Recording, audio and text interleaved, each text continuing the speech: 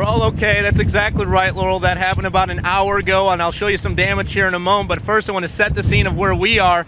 We're along I-84, just west of Rooster Rock. And tell you what, it's nasty out here. The wind is howling, and there's some sort of freezing precipitation that's coming out of the sky right now. And you can see a lot of truckers have pulled over, and that's actually what led to our issue. Let me bring you over here to where our news rig is. And you can see that this trucker was blown right into the back of it. You'll notice that there is damage to our taillight and perhaps more damage that we haven't seen yet. And as we found out tonight, we're not the only one with these sort of issues. Hi, Reggie. We're near the intersection of Cedar and 7th Street in Kalama, and we understand that around 12:45 this afternoon, police say a man identified as Eric Johnson threatened 2 women with a gun, then took off on a bicycle. I want to show you the proximity to the 3 schools here in Kalama. We are extremely close to the middle school, the elementary school, and the high school. Well, Tracy, let's start off with the very good news. We understand that within the last half hour, the suspect in this case, Eric Johnson, has been apprehended. Let's kick it right up to Sky 8. Flying over the scene of the arrest, you are looking at the west side of I-5 in the Marina area of Kalama. According to the chief of police here in Kalama, Johnson was apprehended within the last half hour. He was cooperative, and he was not armed at the time of his arrest. Business at the center of this investigation is the Dottie's Deli you see behind me. This is a place where you can eat, drink, and gamble, and it happens to be at the end of a very populated strip mall. And we'll bring her into the shot here. She was just transferred to this mall from Washington Square just 3 days ago. She works at Nordstrom. You were on your lunch break walking through the food court. Yeah. Courtney, what did you see? What did you hear? Laurel, that woman is identified as Deanna Swenson of Oregon City. It is unclear how long she's worked for the elections office, but we do know this was not her first year. We also know that she does not want to talk about the allegations against her.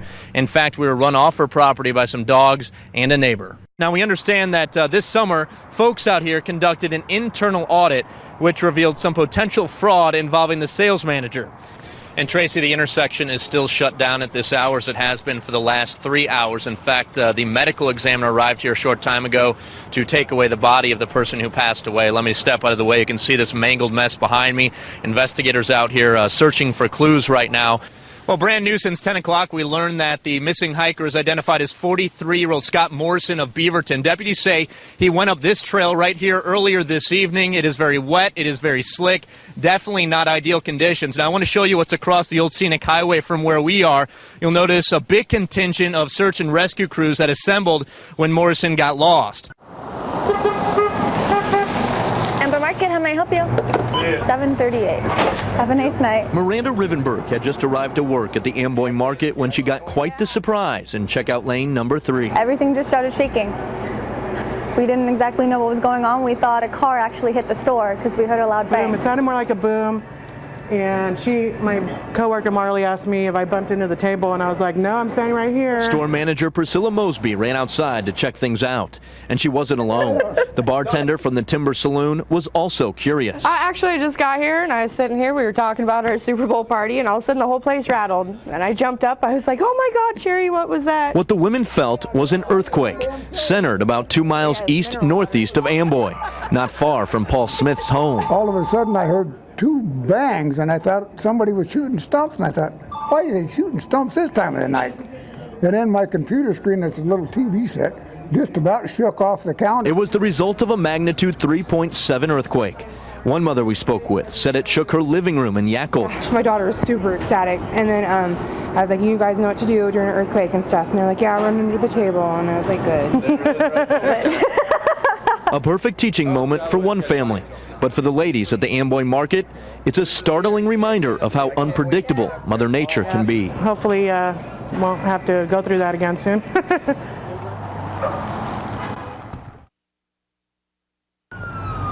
He was loading, shooting all over the place. Alina Pavlenko describes the moment her life changed forever.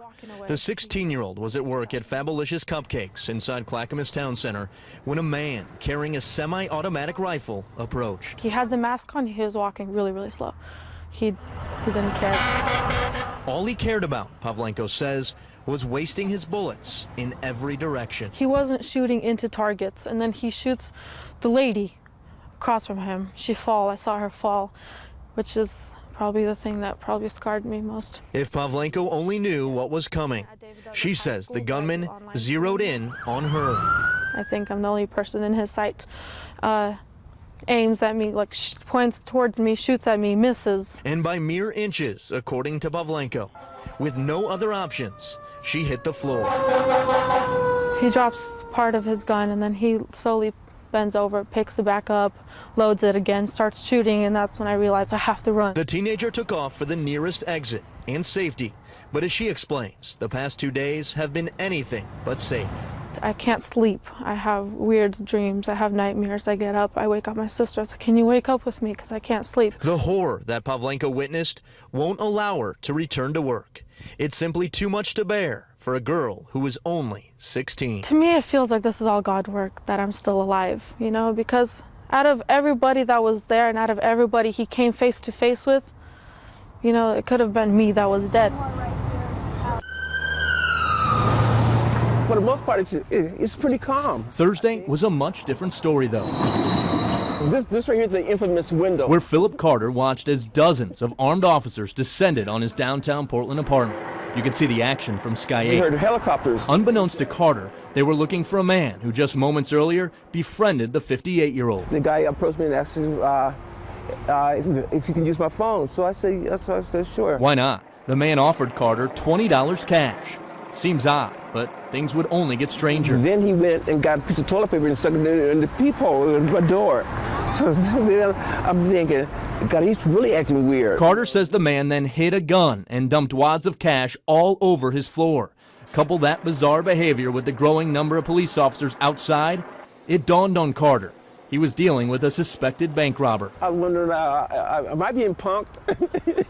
All laughter aside, Carter was not being punked. Detectives say the strange man, later identified as Stephen Gentry, had just robbed the Wells Fargo on Southwest 5th.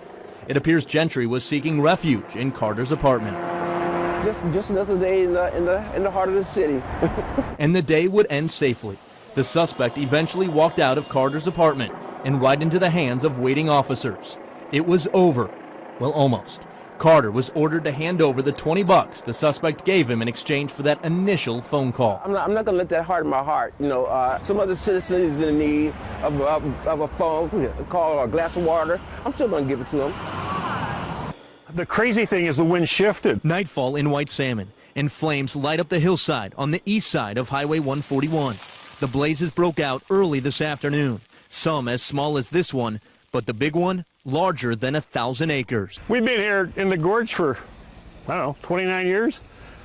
Never had to do this. Greg DeBruler isn't taking any chances. With the blazes burning on both sides of his house and 4-acre property, he's drenching everything with water. A lot of people just like to leave.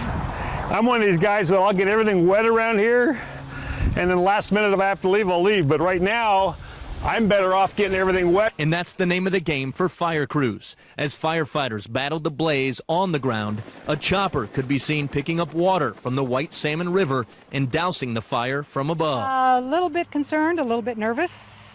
Because the wind here coming up this gorge can change at any moment. That explains why Judy Gross, like her neighbors, is taking matters into her own hands. Yeah, I just started those sprinklers on this side to protect if embers or whatever comes this direction so we can try to protect the house. And as the late afternoon gave way to night, the fire inched dangerously close to homes, leading to the evacuation of dozens of homes with others on standby. But back at the DeBruler house, no evacuation yet. Just a sleepless night ahead. I'll sleep a little bit, get up, go outside, look, see where the wind is. Just keep double checking, play it safe.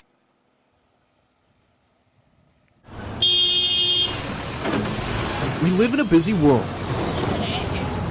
That's not a secret. But what you may not know is this.